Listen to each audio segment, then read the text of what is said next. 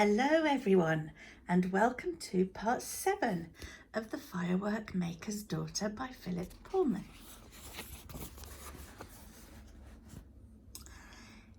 In this part of the story, Chulak has just spoken with the goddess of the Emerald Lake, and now he's on his quest to find and help Lila. Before they left, Chulak washed Hamlet clean in the lake. Some of the village children helped, but they didn't help for long because soon there was something else for them to see. A great cloud of smoke and flames coming from the jungle grill. Oh dear, said Chulak. There goes Uncle Rambash's latest plan, Hamlet. I could tell that cook was having trouble. I hope he's all right. They're all safe, said Hamlet, and the children are enjoying the fire. Squeals of delight and excitement were coming from the crowd as the roof fell in with a shower of sparks. Buckets of water were being passed from the lake, and Chulak could hear Rambashi saying, "What a spectacle! What a splendid sight! Do you know, my boys, that gives me my best idea yet. All we have to do is..." "We haven't even had our meal," cried one of the waiters. "Time to go, Hamlet," said Chulak. And they set off along the lakeshore towards the mountains in the distance. By this time, Lila had come to the end of the jungle. Climbing all the time, she moved on, and as the trees thinned out, the path became a mere track and then vanished altogether. All of the jungle sounds, the clicking and buzzing of the insects, the cries of the birds and monkeys, the drip of water off the leaves, the croaking of the little frogs were behind her now.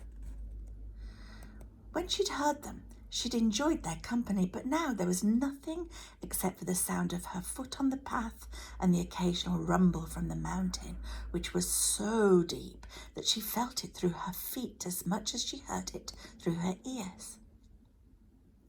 When night fell, she lay down on the stony ground beside a rock and wrapped herself in her one blanket. The full moon shone right in her face and kept her awake, and she couldn't get comfortable because of the stones on the ground. Finally, she sat up in annoyance. But there was no one to share her annoyance with. She'd never felt so lonely. "I wonder," she began to say, but shook her head. She hadn't come on this journey in order to wonder how things were at home. It was the way things were at home that had made her come on the journey after all. "Well, if I can't sleep, I might as well keep walking," she said to herself. She folded her blanket away and retied her sarong and tightened her sandals and set off again. The ground became steeper and steeper. Soon she could no longer see the top of Mount Merapi at all, so she knew she must be climbing the side of it. There were no plants at all here, not even shrubs or grass, just bare rock and loose stones, and the ground was warm. "I'm close," she said to herself. "It can't be far now." But as she said that, she set her foot on a stone and it rolled under her weight and she fell, and a dozen other rocks rolled down with her.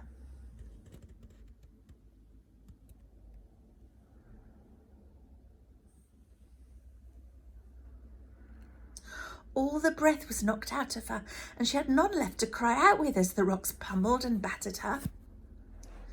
The rocks bounded on down the mountain until finally they came to rest a long way below, and Lila sat up gingerly. "Ow!" she said. "Oh, that was silly. I wasn't looking where I was putting my feet. I must be more careful." She got up and found that one of her sandals had come off and had tumbled down the mountain with the stones. It was nowhere to be seen. Very delicately, she put her naked foot down and she found the ground hot beneath it.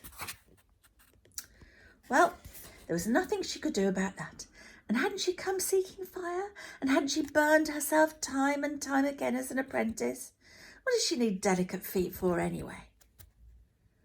On she climbed, higher and higher. Before long, she came to a part of the slope where all the stones were loose and where she slid back 2 steps for every 3 that she took upwards. Her feet and legs were bruised and battered, and then she lost her other sandal, and she nearly cried out in despair because there was no sign of the grotto, just an endless slope of hot, rough stones that tumbled and rolled underfoot. And her throat was parched and her lungs were panting in the hot, thin air, and she fell to her knees and clung with trembling fingers as the stones began to roll under her again. She let go of her little bag of food and her blanket, so they didn't matter anymore. The only thing that mattered was climbing on. She dragged herself on bleeding knees, up and up until every muscle hurt, until she had no breath left in her lungs, until she thought she was going to die, and still she went on. Then one stone, bigger than the rest, began to shift above her as the little stones beneath it tumbled down.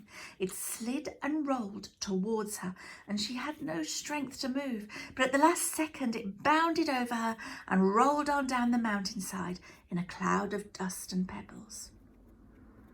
Where it had been, there was a great hole as tall as a house. The moonlight shone into it a little way, but the hole went deeper still, right into the heart of the mountain. A gust of sulphur-laden smoke came billowing out, and Lila knew that she had found her goal. It was the grotto of the Fire Fiend. And that is all that we are going to read today. Do you know what sulphur smells like? Why not challenge yourself to find out? And I will tell you the answer in 2 days' time when I read the next part of this exciting story. Bye-bye.